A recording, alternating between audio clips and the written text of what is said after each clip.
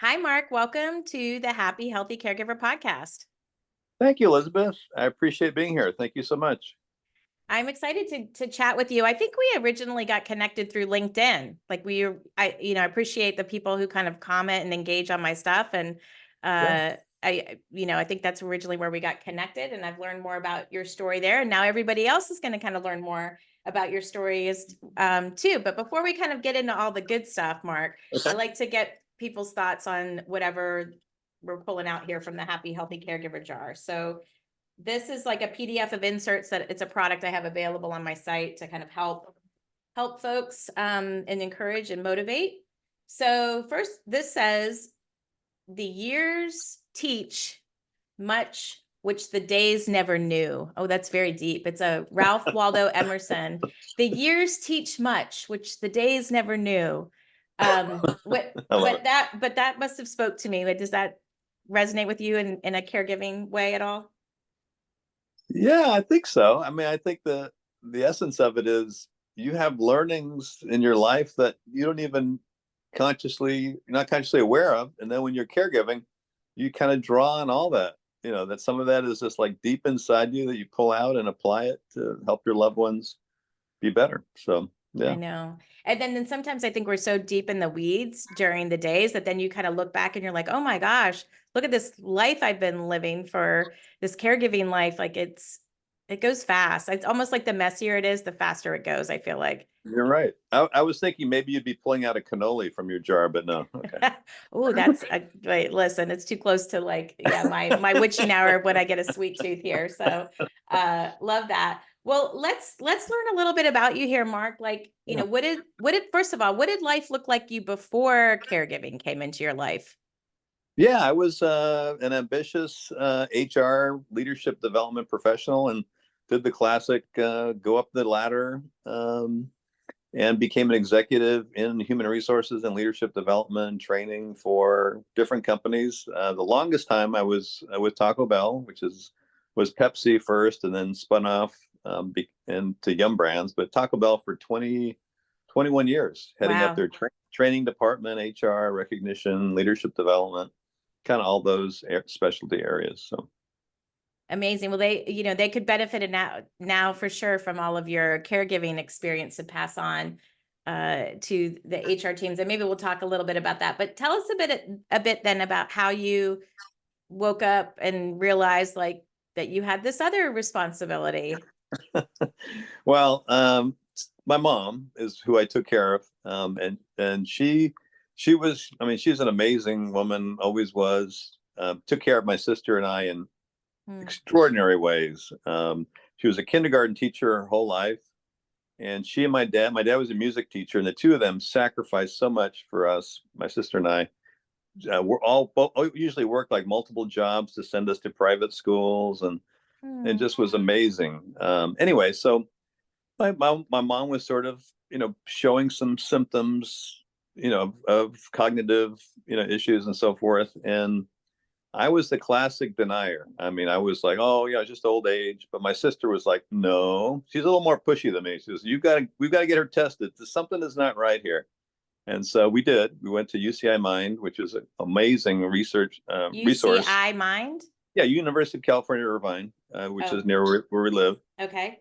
And they have an Alzheimer's cognitive center that's like best in the country. And so we went Amazing. there. Yeah, it's right around the corner from where we live. And so we went there, and sure enough, my sister was right. They did all the testing and all that, and found out that my mom had both Alzheimer's and vascular dementia, both.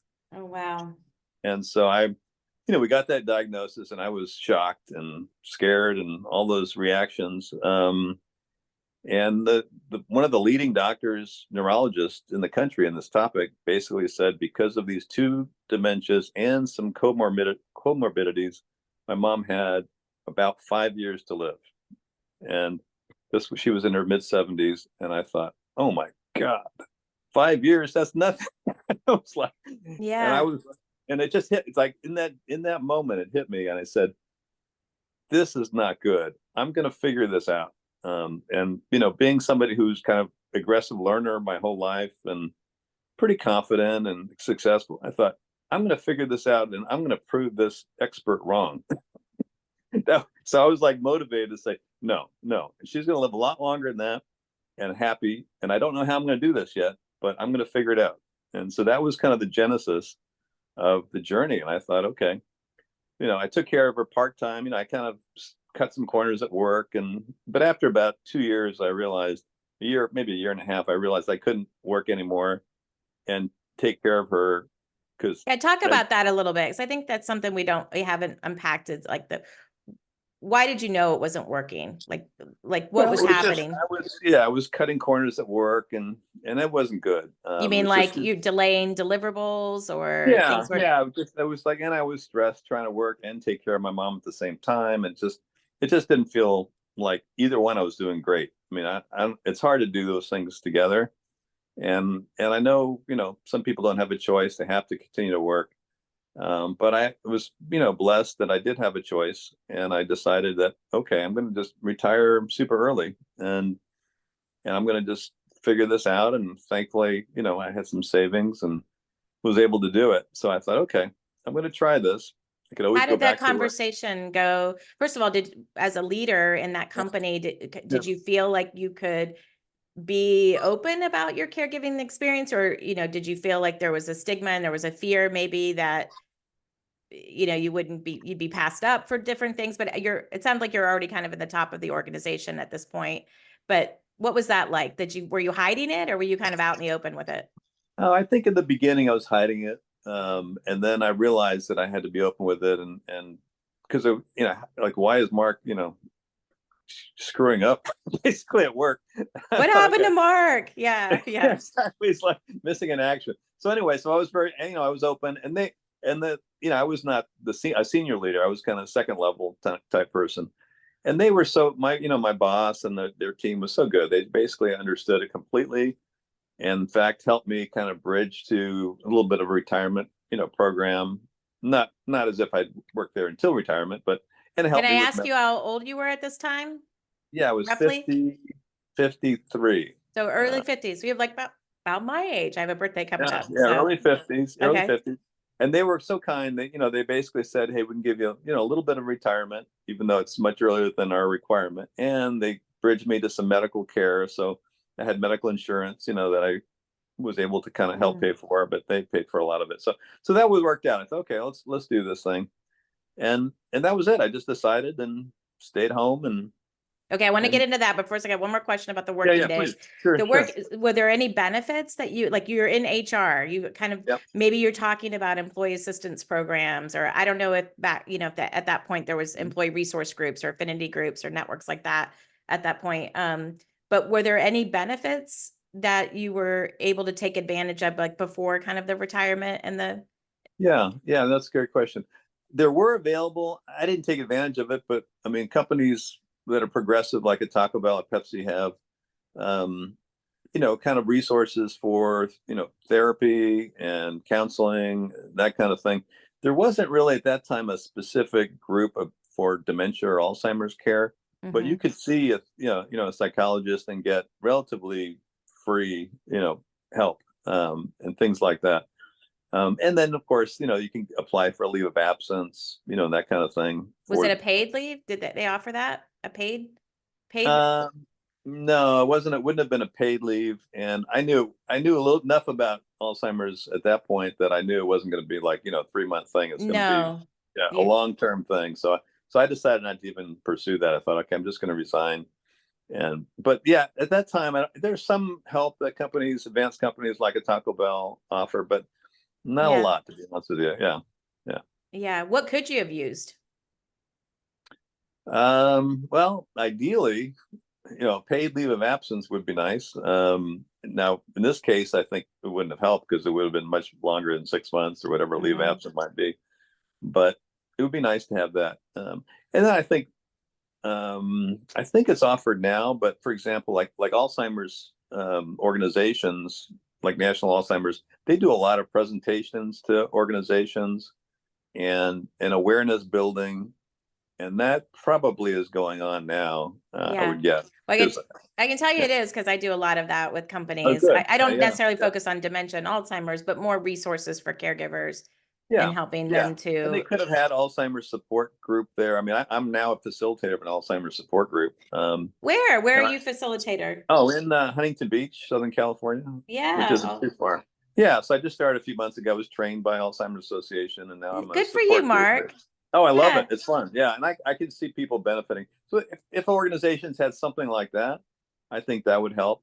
Because I think a lot of people probably have family members that have this, but it's again to your point about it's a little bit of a stigma not to, not to say much about it because, unfortunately, people who were caregiving, even part time, have to make some shortcuts at work, and I think people are reluctant to say that. Yeah. But I think if it was more open, these groups were meeting, on the campus of a business, that'd be a big plus. And I don't Well, know how much of that's going I on. should pay you a little bit because I feel like you're validating the corporate support package that I've put together, which Oh, is, good I for don't you. do dementia support, groups specifically, but like caregiver support, I do monthly Nice. groups with these organizations, and then Awesome. webinars, panel discussions, and like resources for their their resource group leaders. So I think that's great because I bet you there's a lot of employees that are kind of quietly struggling with that with family members, and they yeah. don't necessarily get a lot of visibility at work. So And yet nothing's really going to change if we right. don't, right? If we Yeah, don't feel, and I do think it kind of starts at that upper leadership yeah, level yeah, because it's happened to you, it happens to lots of yeah. people. And just talking about that and kind of creating this space where to talk about it and realize that like life doesn't just happen, you know, Yeah, outside the totally. hours of 9 to 5. Like it's, Right. you got to make calls, you need to do things. So that Sure. culture is changing. And then what we're finding through a lot of these employee resource groups is that their HR leaders and different corporate leaders are really tapping into this group to say like, hey, what do you all really need? And, what would be helpful to you and what benefits? And they're really changing kind of that landscape as more of a partnership. Totally. But I think that's cool. And to your point, like, I don't know that I wouldn't phrase that I cut corners as a working caregiver, but I would say that I definitely went back into low gear.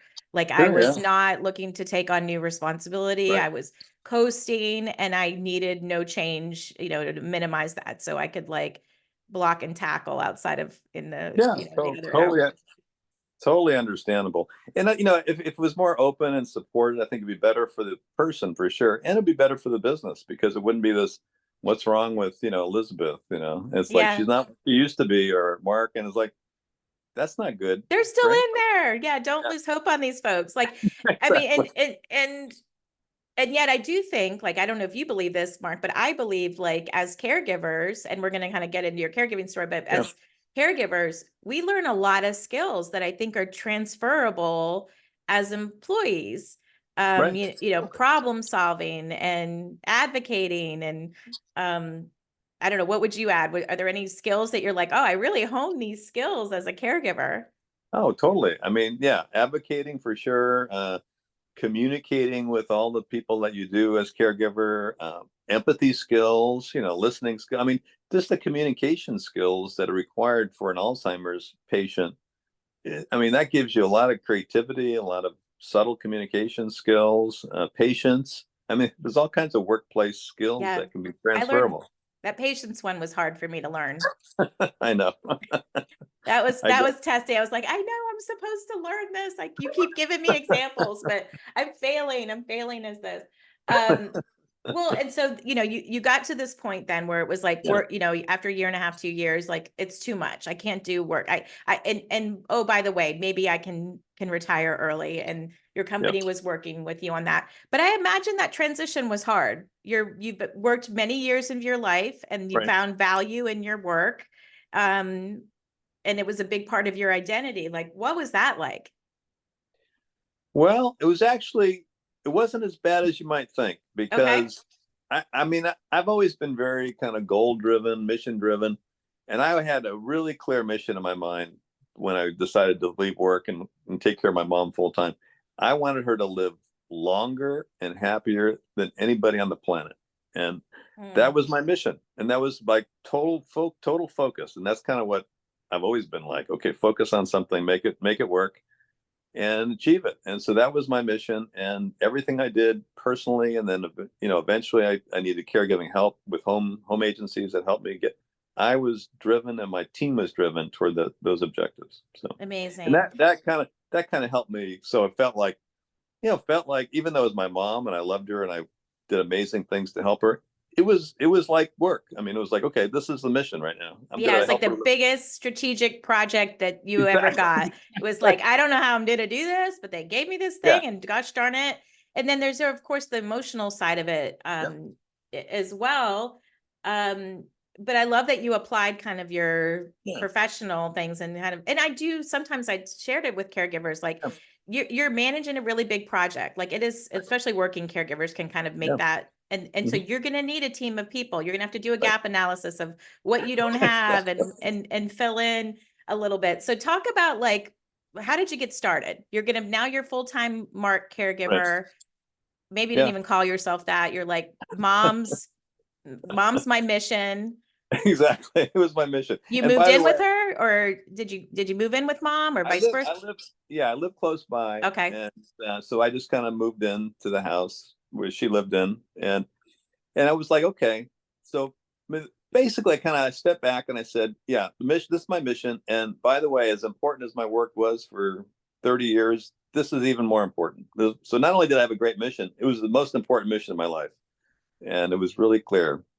So I thought, okay. So I started taking care of her myself. My sister helped me also, but I was kind of the number one kind of care person. The primary And caregiver is what we say. yeah, Yeah. yeah, primary caregiver. I was working it, and I started figuring out that if I'm going to have her live longer and better and happier, I got to learn some stuff about Alzheimer's. And I didn't know anything about it. I didn't know anything about caregiving, nothing.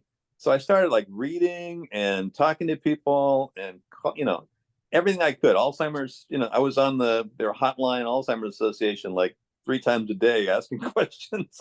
I mean, I do have a hunger to learn, and I was learning fast. And all of a sudden, I was like realizing that there's some amazing things that I want to try with my mom to accomplish the mission of longer, happier. And I don't have the headspace, the physical, I was just tired and I couldn't focus on those things when I was taking care of Mm. every need she has, which I wanted to. And the So then, home and trying to feed yourself and oh yeah, yeah, yeah, yeah. everything. Yeah. And so it just hit me one day. It's like, I'm going to need help. And if I'm going to get help, I'm going to be a better caregiver. And all of a sudden it hit me, my whole history and work history was about leadership. So leadership development, I coached executives on their leadership. And I thought, I've got to be shift from caregiver to care leader. And just Mm. like hit me, like woke up like a bong. It was like one of the biggest insights I ever had. So I said, okay, I got to be a care leader. And then I remembered, I remembered that my mom had long-term care insurance that I bought for her many years ago because my dad died very young. He died like 52. Mm. And somehow some insurance guy just sold me, get long-term care insurance for your mom. It's going to really help you. I didn't know anything about it. I thought, sure, why not? Okay. So this thing was like out there, never used. And I thought, I gotta figure out if I can find this thing, dust it off the policy. And sure enough, I did. And yeah, okay. So it'll help me some to hire these caregivers at home. And I started just figuring out how do I do that? Called agencies, and you started the process of finding home caregivers to help me with the daily living things. I And bet your so, leadership and HR training came in great when you were hiring people. well, it did eventually. In the beginning, I was clueless on anything about it, and I hired some not great caregivers in the very beginning. But the good thing about HR, we know about not only hiring, but we know about firing. So Thank you I for was, playing. Goodbye. Yes. yes, Yeah. exactly. I Yeah. was pretty quick. And, pretty soon after, maybe 6 months of finding not great caregivers, it sort of hit me what I needed in a caregiver. I needed, number one, I needed somebody with experience with Alzheimer's or dementia.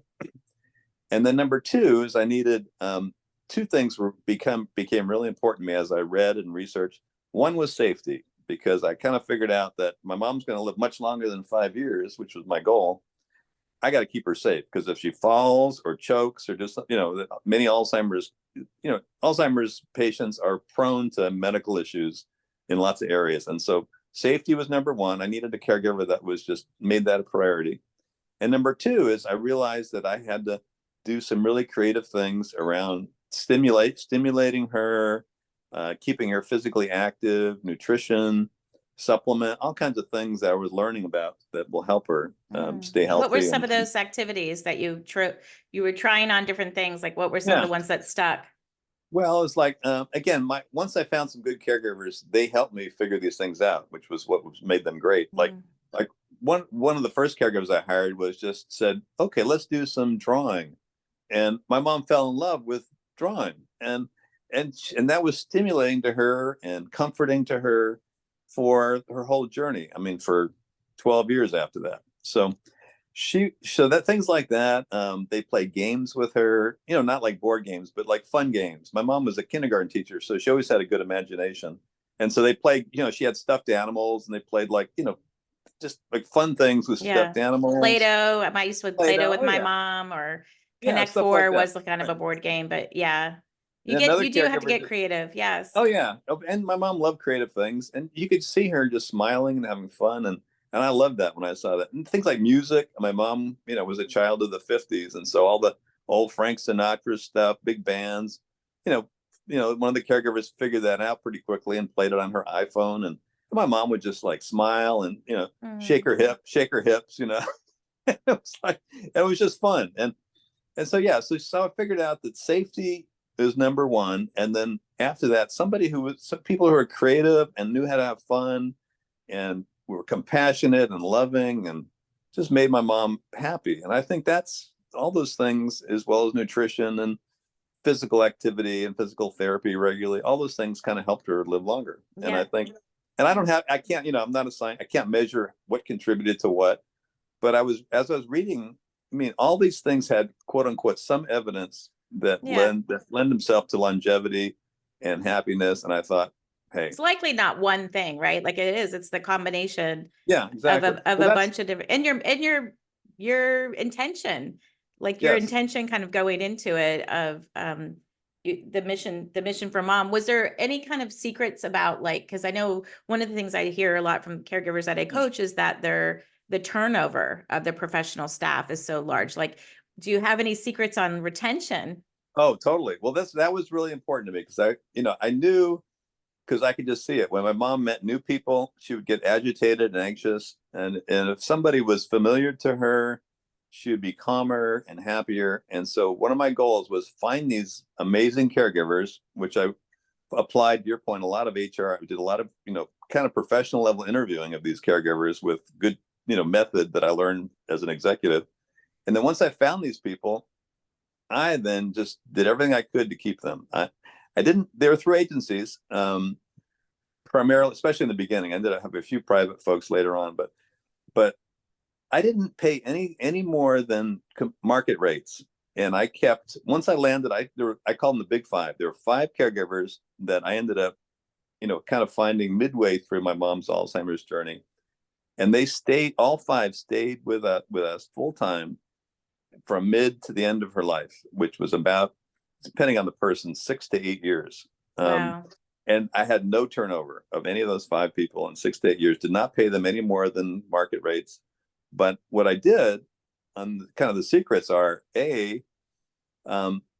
just really kind of, first of all, I told them about the mission. I mean, that was that their mission was not just, putting time in. Their mission was to help my mom live significantly longer and happier than possible. And they loved that mission. It's like, okay, wow, that's pretty important. I said, yeah, it is important. And so that was number one. Second is, I would always engage them in their ideas. It was like I needed their brain, not just their experience. So if they came up with an idea, I always celebrated that and recognized that was something to stimulate my mom or have fun with her.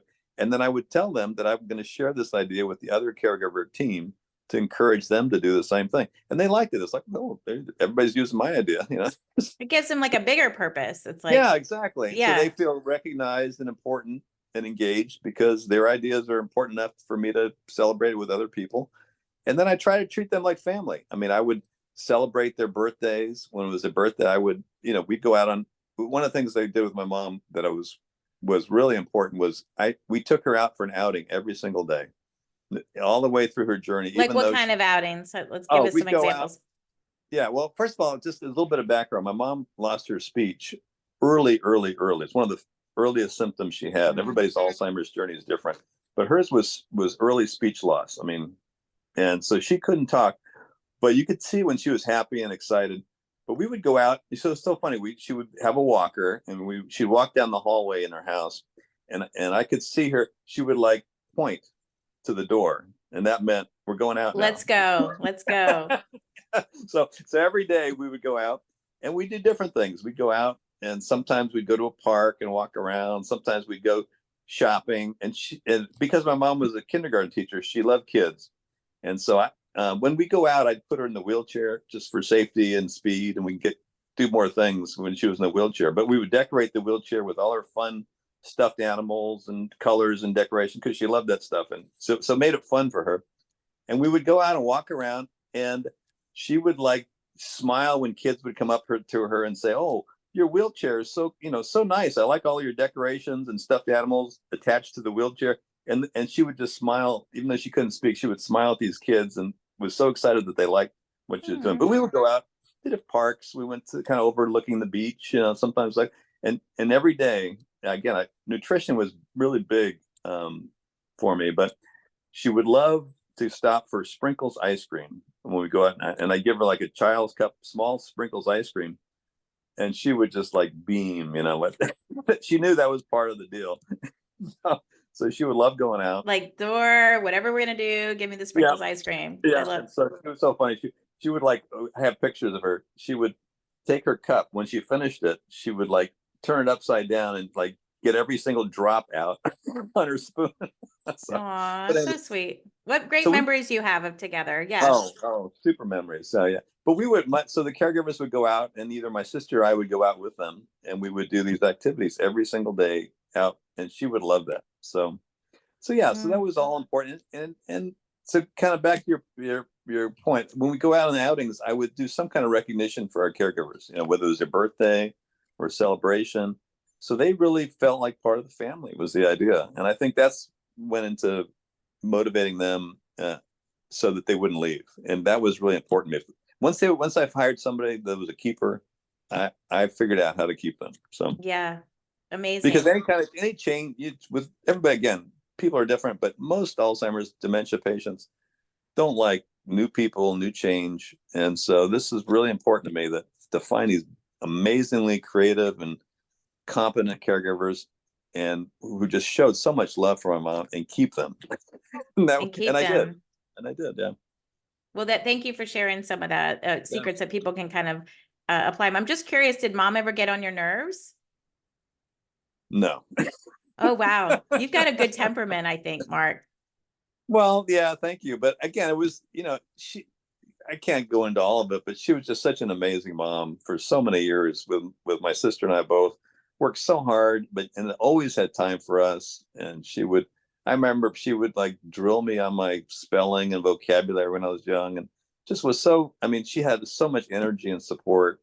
And just people, like at her funeral, people would say how much, when she walked into a room, her smile would like light up the room. And the kids that she had in her class, came, and it's like, your mom influenced, Johnny or Janie so much, and now they're successful because they got their start with your mom. And I mean, it's from kindergarten. Oh, I get it. My aunt was a kindergarten teacher, and Yeah, my uncle was a band leader, and they were married, and like yeah, their funerals had the longest lines of all of these, but I love, that's one of the nice things about a funeral, frankly, is kind of like yeah, learning all these things about, you already knew she was spectacular, but then you're like, yeah, whoa, she's right. touched all these people's lives. And like, but when you really hear it, you definitely know. Well, I'm curious too, like this, Yeah, you achieved the mission, right? Like, yeah, yeah. She ended up living almost 13 years, 12 years longer.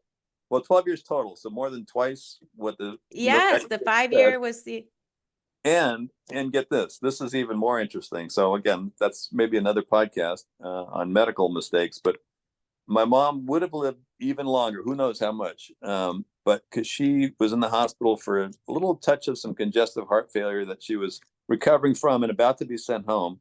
But anyway, I won't give you all the details. But she ended up getting a wrong surgery, a Oh, procedure, wow. not a major surgery, kind of a procedure that wasn't that serious. Anyway, long story short is the doctor did the wrong surgery in the wrong place, which led to an infection, which led to sepsis, which killed her. And if she had not done this mistake, and it was clearly a medical mistake, if that had not happened, she might have lived, who knows how long Mm, after. I'm Which sorry again, that happened. yeah, That's beats us 5 years. I mean, yeah, we blew the 5 years away. So, but yeah, no, almost, it reminds it's a me of, horrible thing. it is a It's a horrible horrible thing. thing, but, and yet I don't want to take away the win, which is like you Yeah, went in with a yeah, mission and you right. achieved that mission. And I almost feel like, do you remember the movie Pretty Woman? Where Yes. she like goes into the store and because she wanted to spend all this money and they didn't want her. And she said, goes back with all the bags and says, big mistake, big mistake. I almost want you to like go back to that doctor and be like, look at this big mistake here. Look at all these years and all these photos and memories. Well, yeah, my background is Sicilian. I don't think I want to see that doctor for his sake. Who says that, first of all? Like you were already, dementia is not a death sentence. There are many Right. examples, your mom's included, of like Yeah. people who have lived a very long and happy life after a diagnosis. Right. No, yeah, yeah. No, it was happy. She was happy, no doubt about it. You could see it in her face. She would dance with our caregivers and just smile, and we had fun together. And we go out on our outings. So yeah, no, she was happy, but because we created the right environment for her and did the right things and gave her Mhm. nutrition and little things like, I mean, this is another interesting thing because I've heard people tell me, because I've been some Alzheimer's support group, and I'm also on the board of UCI Mind and stuff. Nice. So they people have said, I didn't know you can get all these services at home. I said, yeah, we had physical therapy come for my mom every week for many years. That was quote unquote preventative. Did you And Medi ask for it? Did you have to ask for it? Yeah, well, yeah, Yeah. You have Medicare to paid. advocate for it. Like, I mean, I find that they're not going to be like, oh, your person needs physical and not, like, Right. but if you ask for it, then it's like, did that recently with my brother. I'm like, he's got Yeah. sciatica, this and that. Oh yeah, Right. we can write him a PT.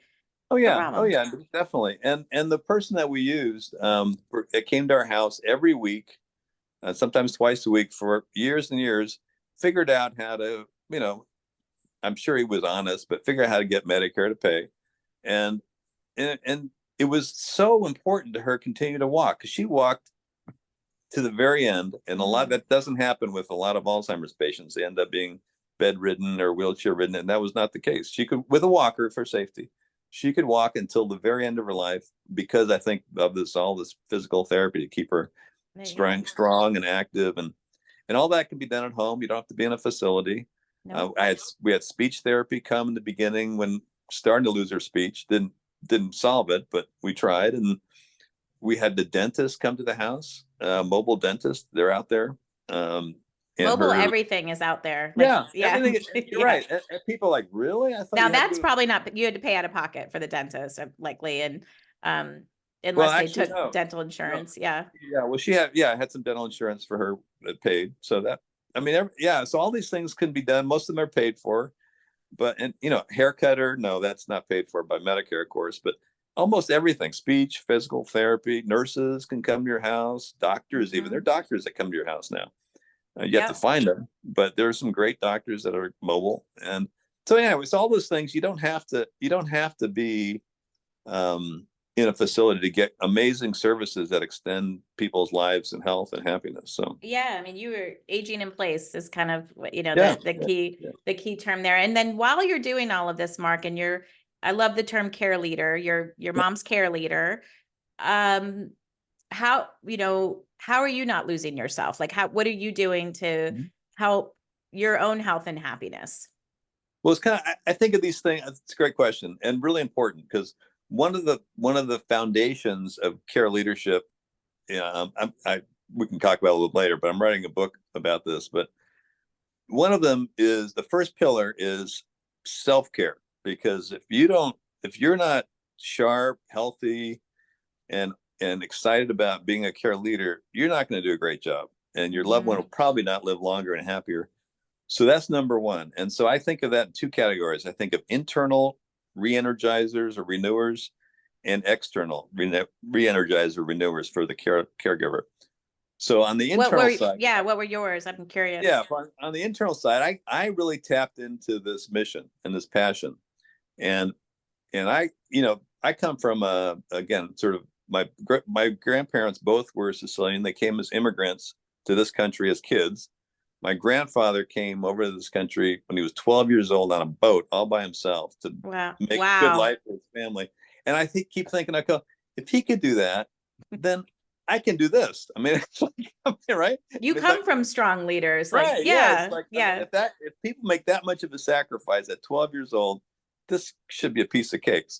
And then I think about that, and I think about the mission and how much my mom did. So that's an internal motivator as one of them. The other one is my faith. I prayed a lot and called on God to help me. And I thought, and there's a great book called Holy Moments, which is interesting. It's not about caregiving particularly, but it's about just getting in touch with kind of a holy moment that sort of captures your energy and imagination. And I had many of those with my mom. It's like when she would smile, I would like, this is all worth it. This is all worth it, And so I would like, those are internal things that would keep me energized and motivated. Externally, I went to a therapist pretty regularly during this journey to help me, kind of process this and help, Good. kind of keep me grounded. I did that. When I had time, I would at least once a day, I'd go for a short walk around the block just to keep physically, exercise. I knew important was social connection. So I would, call a friend pretty regularly, and they were so supportive. And just, so I had a sort of external re-energizers as well as these internal re-energizers. And I think that kept me focused and kept me positive. There's a great concept around this that I think is important. And it's a guy named Larry Sen. He's a leadership writer guru. He has a concept called the mood elevator. And basically you got to check your mood. If your mood is kind of in the lower rungs of the elevator, lower buttons, like you're kind of down, depressed, you're blaming other people for things. So why is this happening to me? Then you're not going to be a great care leader. But if you're higher on the elevator and your things, and you're capturing, so I'm grateful for this opportunity. I'm, excited about what I can do for my mom. Those are high in the mood elevator. You're going to be a much better leader. Even this sucks and I've accepted it. Like that is that is a intention. Yeah. So if you kind of do a gut check and say, oh, I'm kind of down in the dumps about this. Woe is me. Then you got to do something to re-energize yourself, whether it's external, elevate to get higher in the mood elevator for your own health and happiness, but more importantly, even for the person you're caring for. So. Yeah, because it's a partnership. It's like it's a lot of things. Well, I love that you're putting all your wisdom in a book. Tell us about your book. Well, yeah, it's so funny. After my mom passed, as people know who've had their loved one pass, your brain is spinning and you're just anyway. So I was like, okay, I gotta get focused on something here, and I didn't think I want to go back to work quite yet. And so I thought, once you leave, it's hard to go back to the corporate world. Yeah. And it was like, I'm gonna, I got a mission now. I had two missions after my mom passed. One is Alzheimer's support and helping others who are going through this journey. And the second is this medical mistake thing. It's like, I'm going to try to, get involved with trying to help people who are victims of medical negligence. So those are my kind of two Are there missions. agencies for that? Like if somebody's got like issues, because we mentioned it, is there something I should link to? It's a good question.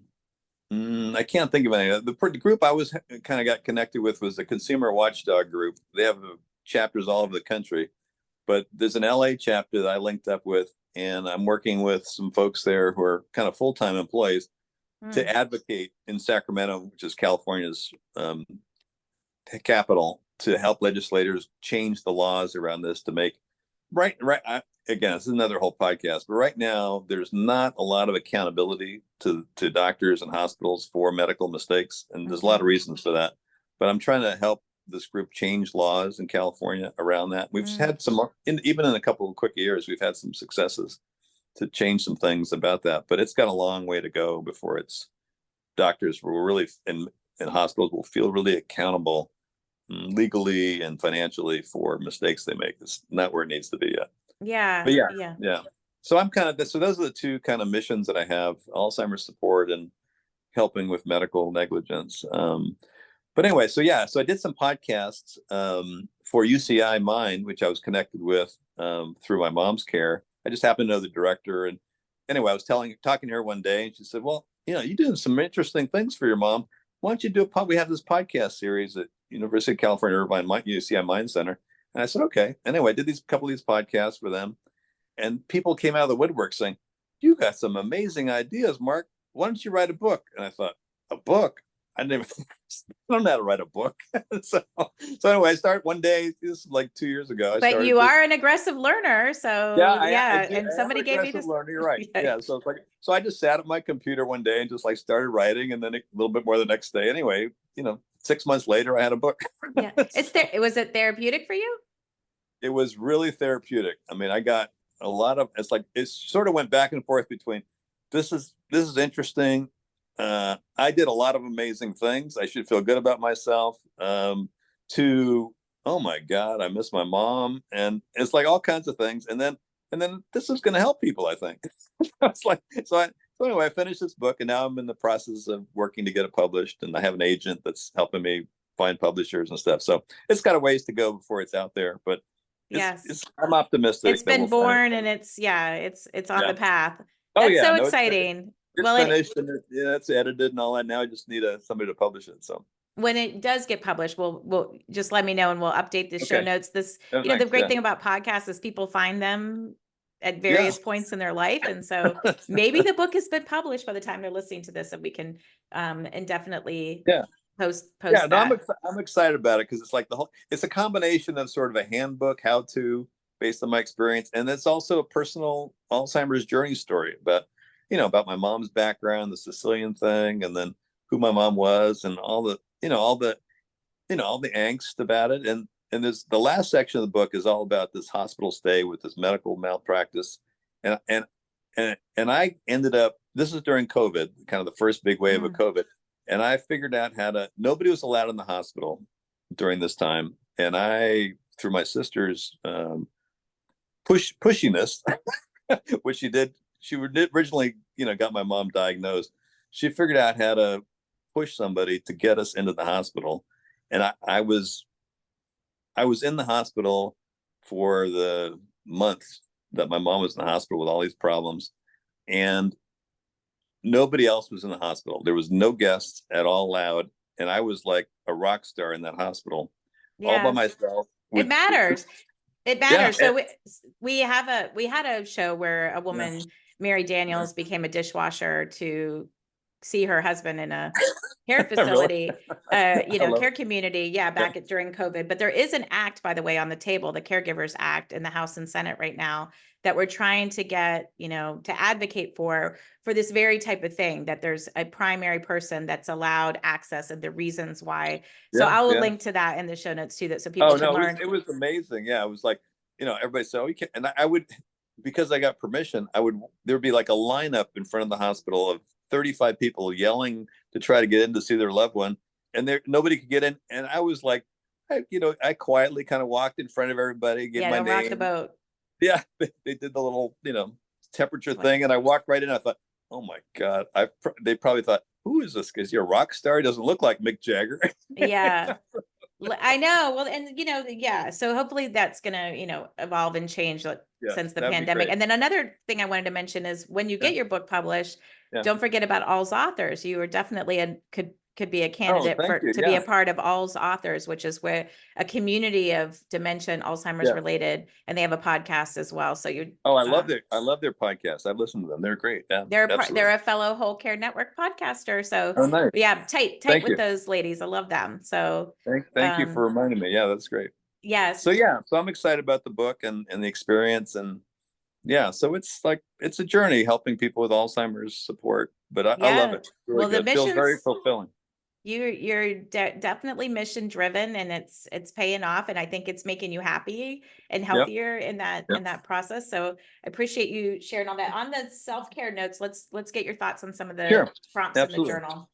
Sure. So first question I have for you, Mark, is it says on one side of the page, it says, what's one habit that you're trying to subtract from your life? But then on the other one, it's one habit you're trying to add to your life. So is there a habit that you're trying to subtract or add? Let's see. Well, being a Sicilian, I'm addicted to Italian pastries and gelato. So Oh, I've got lemon gelato, please. That's my favorite. so I've got to kind of work on that. That's a subtract, so I can stay healthy. Or in Yeah, moderation, maybe just yeah, the, yeah. the, the child cup size like your mama had. Yeah, chocolate sprinklers. Yeah, yeah, Yeah. yeah. So that's kind of it. I would say just stay healthy, and I can get addicted to sweets pretty easily. So What does self-care look like for you now? I'm just curious. Like, well, it's interesting because those of the listeners who've been through a loved one dying, and especially since my mom and I were so close, it's still hard. It's been 3 years, and yet it's still hard. And so trying to stay active with Alzheimer's support and doing all this work, and then also just sort of taking baby steps to all the things that I couldn't do when you take care of a loved one full time for 12 years. I didn't travel at all, no vacation. So I'm traveling again. I've been to Italy twice in the last 3 years, Hawaii. So I'm doing a lot more travel. My sister and I both, because we both sacrificed quite a bit. So we're traveling now, and I'm trying to resurrect the social life. I'm I'm a single guy, and it's like dating again. Oh my God, what's that like?